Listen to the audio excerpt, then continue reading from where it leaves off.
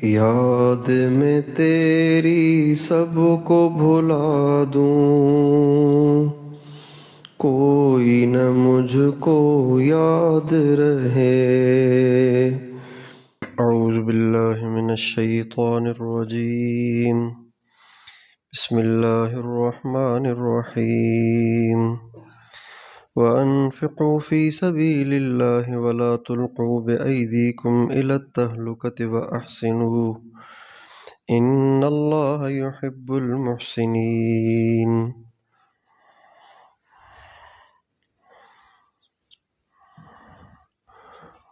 اور خرچ کرو اللہ کے راستے میں،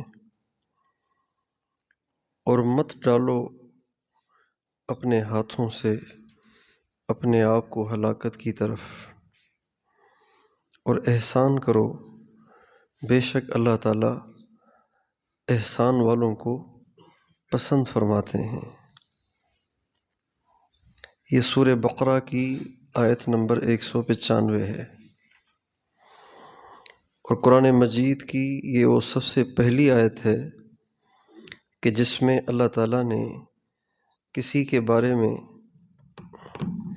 یہ فرمایا ہے کہ میں ان سے پیار کرتا ہوں۔ قرآن پاک کے اندر اللہ تعالیٰ نے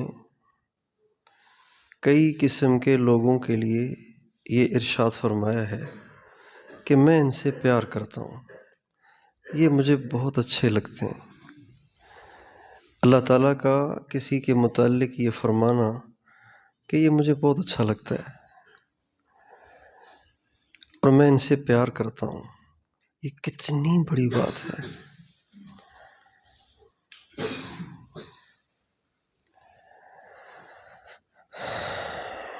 جن لوگوں کو اوروں کی نظروں میں اچھا بننے کا شوق ہے، انہیں چاہیے کہ وہ اللہ کی نظروں میں اچھے بنیں۔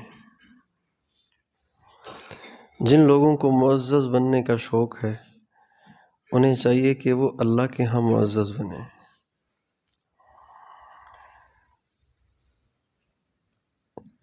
تو سب سے پہلے اپنے کلام میں اللہ تعالیٰ نے جن لوگوں کے اللہ تعالیٰ کے نزدیک پسندیدہ اور محبوب ہونے کو بتایا ہے، وہ لوگ وہ ہیں کہ جن کو محسنین کہا جاتا ہے۔ محسنین یعنی احسان والے۔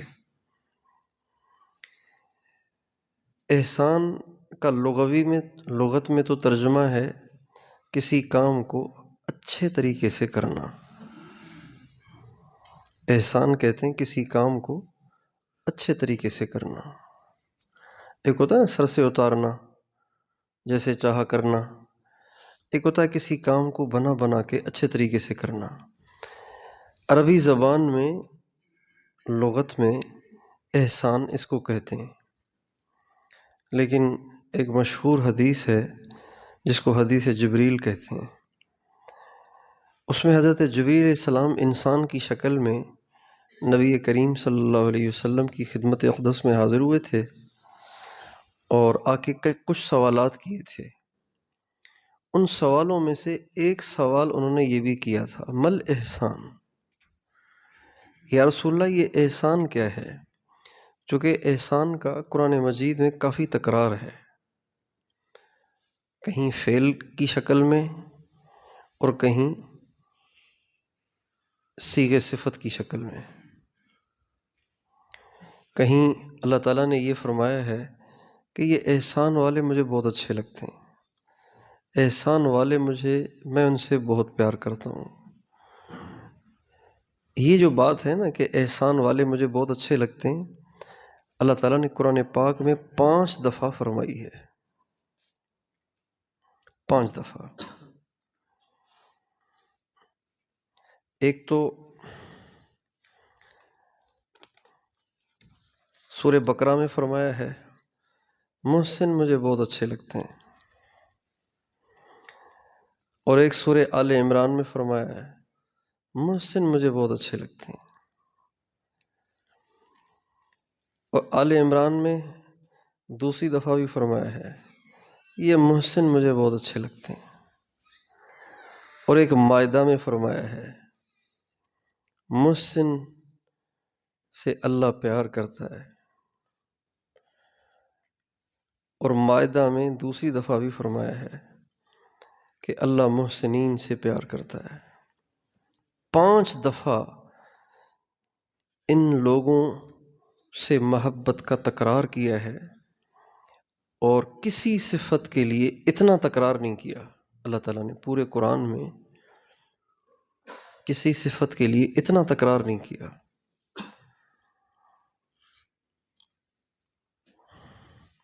تو چونکہ قرآن مجید میں اس کا کافی تکرار ہے، کہیں فرماتے ہیں کہ محسنین مجھے اچھے لگتے ہیں، کہیں فرماتے ہیں کہ ہم محسنین کو بڑھا کے دیں گے۔ محسنین کو یہ سورہ بقرہ میں فرماتے ہیں وَسَنَزِيدُ الْمُحْسِنِينَ، ہم محسنین کو عام لوگوں کے ترازو سے تول کے نہیں دیں گے، ان کو ہم بڑھا کے دیں گے۔ اس کے کئی مطلب بن سکتے ہیں، سنزید المحسنین کے کئی مطلب بن سکتے ہیں۔ ایک مطلب یہ ہو سکتا ہے کہ سنزید المحسنین، جو محسن ہوگا نا اس کا اجر غیر محسن سے زیادہ ہوگا۔ غیر محسن کی نماز اور محسن کی نماز میں بہت فرق ہوگا۔ غیر محسن کی تبلیغ اور محسن کی تبلیغ میں فرق ہوگا۔ غیر محسن کے علم اور محسن کے علم میں فرق ہوگا۔ غیر محسن کے جہاد اور محسن کے جہاد میں فرق ہوگا۔ ہم محسن مجاہد محسن کا اجر مجاہد غیر محسن سے بڑھائیں گے، مبلغ محسن کا اجر مبلغ غیر محسن سے بڑھائیں گے، مصلی محسن کا اجر مصلی غیر محسن سے بڑھائیں گے۔ اور کہیں فرماتے ہیں کہ وَبَشِّرِ الْمُحْسِنِينَ، مبارکباد دو محسنین کو۔ اور کہیں فرماتے ہیں اِنَّا كَذَلِكَ نَجْزِي الْمُحْسِنِينَ، احسان والوں کے ساتھ ہم یوں ہی اچھا سلوک کرتے ہیں۔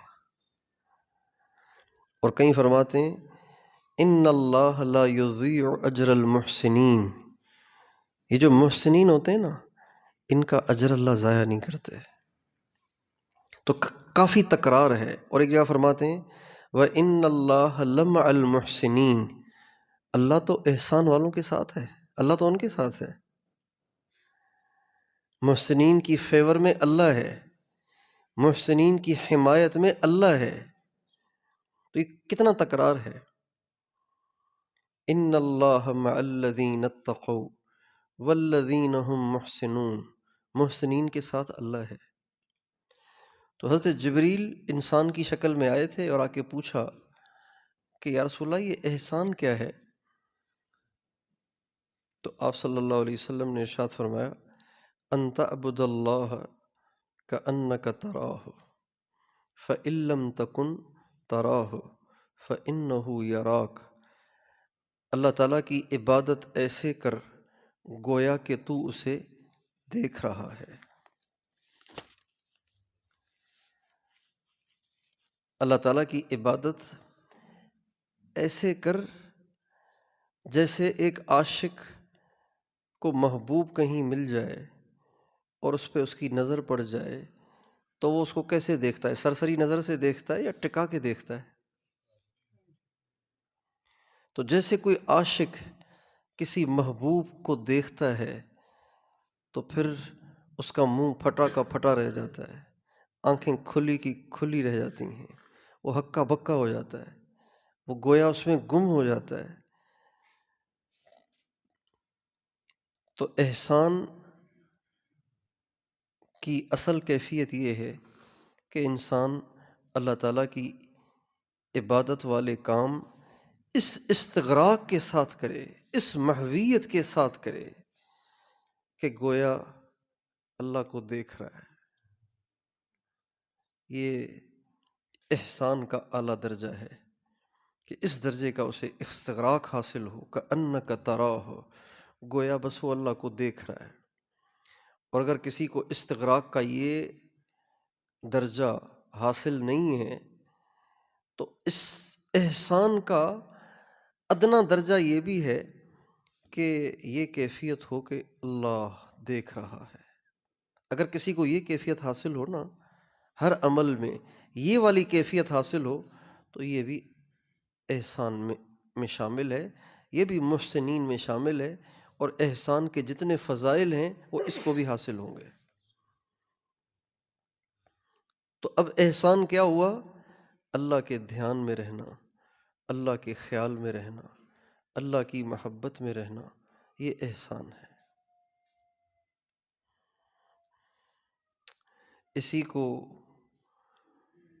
مشائخ صوفیہ کے ہاں تصوف کہا جاتا ہے، سلوک کہا جاتا ہے، یہ اسی کا نام ہے۔ مشائخ تصوف نے جو محنتیں کی ہیں اور جو ریاضتیں کی ہیں، جو مجاہدے کیے ہیں، جو مراقبے کراتے ہیں، جو اذکار کراتے ہیں، جو اوراد کراتے ہیں، خانقاہوں میں رکھ کر جو تربیت کرتے ہیں، ان تمام محنتوں اور کاوشوں اور ریاضتوں کا جو مقصد ہے وہ صفت احسان کا حاصل ہونا ہے، کہ انسان کو ہر وقت یہ کیفیت حاصل ہو کہ گویا اللہ کو دیکھ رہا ہے، ورنہ کم از کم اتنا حاصل ہو کہ اللہ مجھے دیکھ رہا ہے۔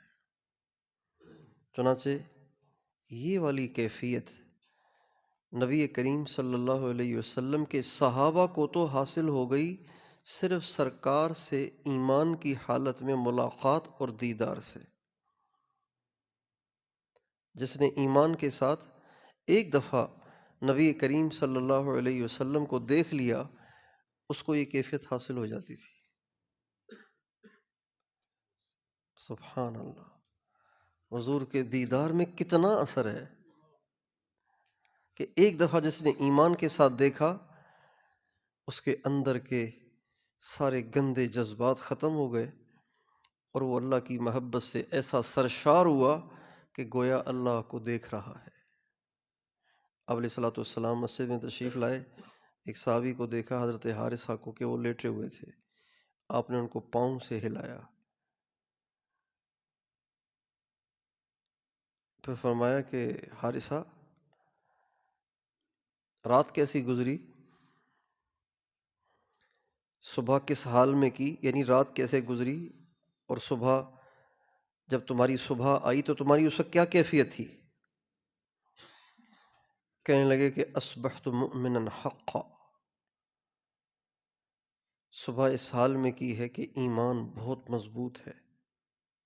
آپ نے فرمایا ہر قول کی ایک دلیل ہوتی ہے، تو تو نے بہت بڑا دعویٰ کیا ہے، اس کی کوئی دلیل بھی ہے؟ کہنے لگے یا رسول اللہ، سارا دن بھوکا پیاسا رہتا ہوں روزے کی وجہ سے، اور رات کو کھڑا رہتا ہوں، دل دنیا سے اچاٹ ہو گیا ہے، آخرت کی رغبت بڑھ گئی ہے، اور ایسے لگتا ہے جیسے جنت والے میری آنکھوں کے سامنے ہیں اور آپس میں مل رہے ہیں، خوش ہو رہے ہیں، زیارتیں کر رہے ہیں، ملاقاتیں کر رہے ہیں، ایک دوسرے کو مبارکباد دے رہے ہیں، اور ایسے لگتا ہے جیسے جہنم بھی آنکھوں کے سامنے ہی ہے۔ کأنی انظر الی اہل النار، جہنم والوں کو گویا آنکھوں سے دیکھ رہا ہوں، اور وہ چیخ رہے ہیں، چلا رہے ہیں، ایک دوسرے پہ لان تان کر رہے ہیں، لڑ رہے ہیں، اور یا رسول اللہ مجھے ایسے لگتا ہے جیسے عرش میری آنکھوں کے سامنے، کأن عرش ربی بارز، ایسے لگ رہا ہے جیسے اللہ کا عرش میری آنکھوں کے سامنے ہے۔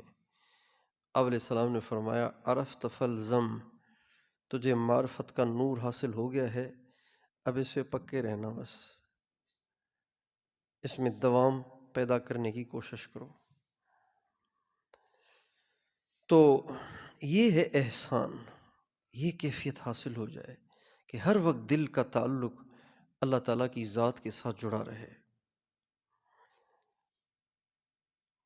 حضرات صحابہ کرام میں یہ صفت اتنی رچ بس گئی تھی کہ بہت سے صحابہ ایسے تھے کہ جو قضائے حاجت کے لیے بیٹھ نہیں پاتے تھے، بیت الخلاء میں قضائے حاجت کے لیے بیٹھ نہیں پاتے تھے۔ اس زمانے میں تو بیت الخلاء نہیں ہوتے تھے، صحرا میں چلے جاتے تھے، ویران علاقے میں چلے جاتے تھے،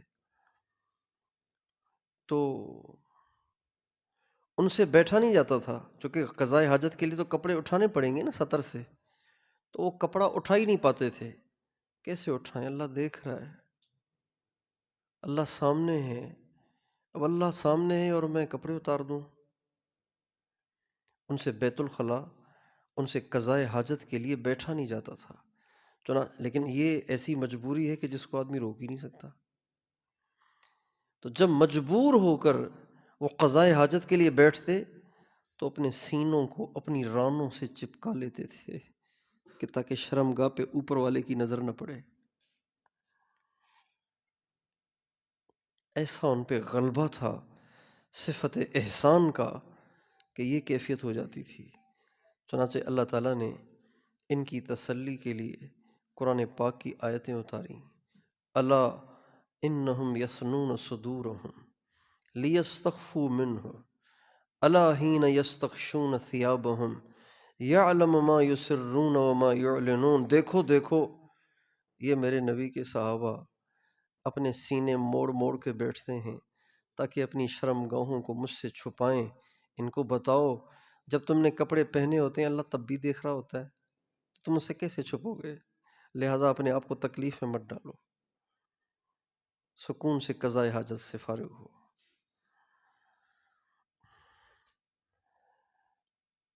حضرت عبداللہ بن عمر رضی اللہ عنہما جنگل میں تھے، ایک چرواہے سے ملاقات ہوئی، بھوک لگی ہوئی تھی، تو فرمایا یار بھوک لگی ہے، دودھ وودھ پلاؤ گے؟ ان کا جی بہت اچھا، بکری کا دودھ نکالا، پلا دیا۔ اس کے بعد حضرت عبداللہ بن عمر رضی اللہ عنہما نے اس سے فرمایا بھوک زیادہ ہے، بکری کاٹ کے کھلا دو گے؟ ان کا جی بکری کاٹنے کی اجازت نہیں ہے۔ حضرت عبداللہ بن عمر نے رضی اللہ عنہما نے اس کو آزمانے کی خاطر فرمایا کہ اجازت تو نہیں ہے، لیکن یہ کہ تم کہہ دینا نا کہ بھیڑیا آ گیا تھا لے گیا، بھیڑیا آیا تھا وہ بکری لے گیا، تم یوں کہہ دینا مالک کے غصے سے بچنے کے لیے، تم مجھے کھلا دو بکری۔ تو ایک دم اس چرواہے کو جھرجھری آئی، یعنی کانپ گیا، کہنے لگا فَأَيْنَ اللَّهُ، پھر اللہ کہاں ہے؟ وہ تو دیکھ رہا ہے نا کہ میں آپ کو کھلا رہا ہوں اور اسے جھوٹ بول دوں۔ یہ چرواہوں کا حال تھا۔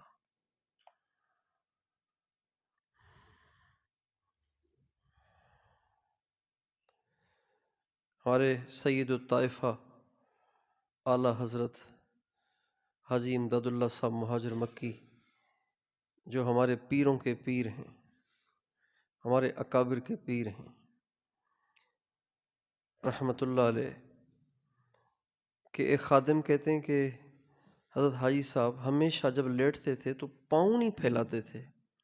تو کہتے ہیں پہلے تو میں نے اس کو کوئی سیریس نہیں لیا، میں سوچتا تھا کہ شاید اتفاقی بات ہے، لیکن ہمیشہ میں نے دیکھا کہ پاؤں نہیں پھیلا رہے۔ تو اس وقت پھر مجھے خیال آیا کہ یار یہ تو اتفاقی بات نہیں تھی، یہ تو مستقل معمولی ان کا یہ ہے، پاؤں نہیں پھیلا رہے ہیں۔ تو نیند میں تو پاؤں آدمی پھیلائے تو ذرا ریلیکس ہو جاتا ہے نا۔ تو کہتے ہیں کہ میں نے ایک دفعہ کہا حضرت آپ پاؤں نہیں پھیلاتے ہیں؟ تو فرماتے میری طرف دیکھ کے فرمانے لگے او باولے، محبوب کے سامنے بھی کوئی پاؤں پھیلاتا ہے؟ اللہ دیکھ رہا ہے، اللہ سامنے ہے۔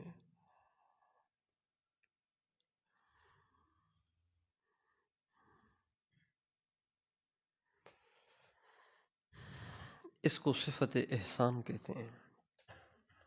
ایسے آدمی کو محسن کہتے ہیں جو ہر وقت اللہ کے خیال میں رہتا ہو، اللہ کے دھیان میں رہتا ہو، اللہ کی محبت سے سرشار رہتا ہو، اس کا ہر کام اس کیفیت سے ہو، اس کو کہتے ہیں محسن۔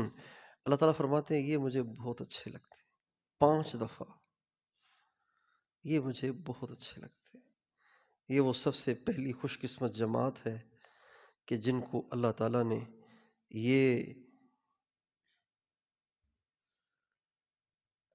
سرٹیفکیٹ دیا ہے، ان کو یہ نوبل پرائز دیا ہے، ان کو یہ تر امتیاز دیا ہے، اور ان کو یہ سعادت بخشی ہے کہ یہ اللہ کے محبوب اور پسندیدہ بندے ہیں۔ اس لیے ہر مسلمان مرد اور عورت کو چاہیے کہ وہ محسن بننے کی محنت اور کوشش کرے۔ ہر ماں اور باپ کی یہ تمنا ہونی چاہیے میرے سارے بچے بچیاں محسن اور محسنہ بنیں، کسی وقت بھی ان کے دل سے اللہ کی یاد ختم نہ ہو۔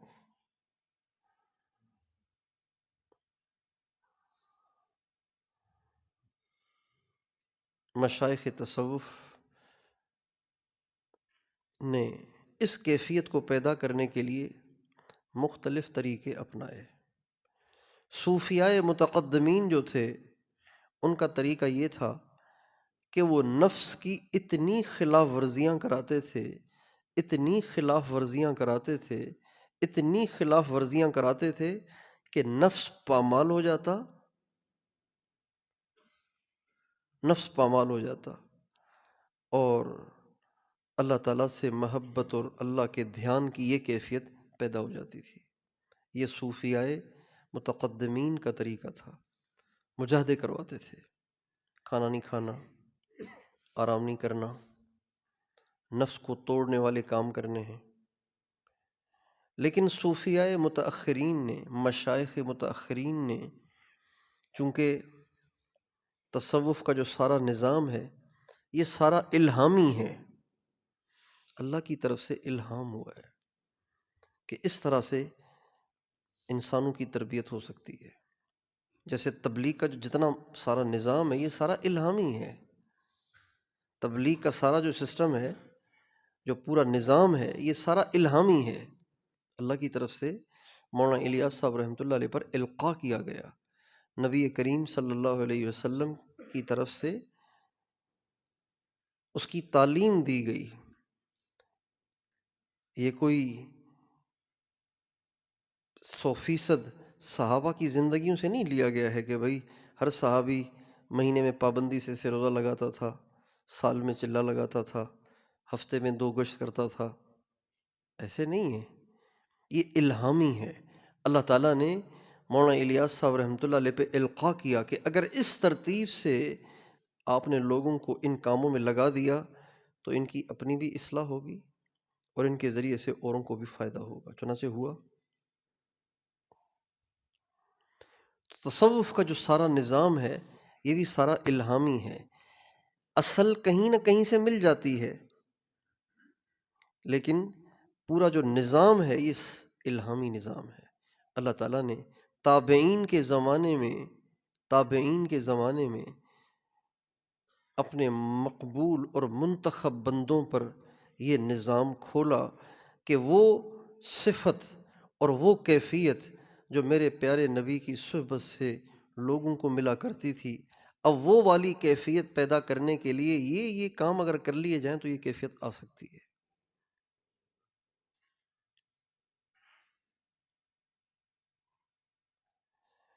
تو صوفیاء متأخرین نے پہ اللہ تعالیٰ نے یہ بات کھولی کہ قوا کمزور ہو گئے ہیں، اب یہ مجاہدے نہیں ہو پائیں گے، طلب میں بھی کمی آ جائے گی، لہذا زیادہ رگڑے برداشت نہیں ہوں گے۔ اس لیے اللہ تعالیٰ نے تصوف کے نظام کو آسان بنا کر مشائخ کو الہام فرمایا، اور وہ آسان طریقہ یہ ہے کہ ان کو بجائے اعمال شاقہ دینے کے اور بجائے ان سے ریاضتیں اور مجاہدے اور بھوک پیاس اور نیند کی کمی برداشت کروانے کے، ان سے کثرت ذکر کے ذریعے سے دل پر محنت کرائی جائے۔ جب کثرت ذکر کے ذریعے سے یہ دل پہ محنت کریں گے تو دل کے ضمن میں نفس کی اصلاح بھی ہو جائے گی، دل کے ضمن میں۔ اور دلیل اس کی یہ ہے کہ نبی کریم صلی اللہ علیہ وسلم نے ارشاد فرمایا کہ انسان کے جسم میں گوشت کا ٹکڑا ہے، اگر وہ ٹھیک ہو جائے تو سارا جسم ٹھیک ہو جائے گا، اگر وہ بگڑ جائے تو سارا جسم بگڑ جائے گا۔ خوب دھیان سے سنو، وہ دل ہے۔ تو ہمارا جو تصوف ہے وہ کثرت ذکر کے ذریعے سے، صحبت شیخ اور محبت شیخ کے ذریعے سے، کثرت ذکر کے ذریعے اپنے دل پر ایسی محنت کی جائے کہ ہر وقت یہ خیال اور دھیان رہنے لگے کہ اللہ میرے سامنے ہے، یا میں اللہ کو، یا اللہ مجھے دیکھ رہا ہے۔ تو جو آدمی آج بھی کثرت ذکر کے ذریعے، کثرت ذکر سے مراد ہر شیخ کا اپنا تجویز کردہ ذکر ہے، چاہے وہ ذکر لسانی ہو، چاہے وہ ذکر قلبی ہو۔ ہمارے ہاں ذکر قلبی پہ کو ترجیح دی جاتی ہے۔ تو جب آدمی اس کی کثرت کرتا ہے اور اس کے ساتھ ساتھ رابطہ شیخ بھی رہتا ہے، تو اللہ تعالیٰ کثرت ذکر اور رابطہ شیخ کی برکت سے یہ کیفیت احسان بندے کو عطا فرما دیتے ہیں۔ اللہ تعالیٰ سے دعا ہے کہ اللہ تعالیٰ ہمیں اس صفت احسان کا جو اعلیٰ درجہ ہے وہ مرنے سے پہلے پہلے عطا فرما دے۔ جب ہم دنیا سے جائیں تو ہم کأنک تراہ میں سے ہوں، ان لوگوں میں سے ہوں جن کے بارے میں اللہ تعالیٰ فرماتے ہیں کأنک تراہ، جن کے بارے میں آپ علیہ السلام نے فرمایا کأنک تراہ، گویا تو اللہ کو دیکھ رہا ہے۔ یہ اعلیٰ درجہ ہے۔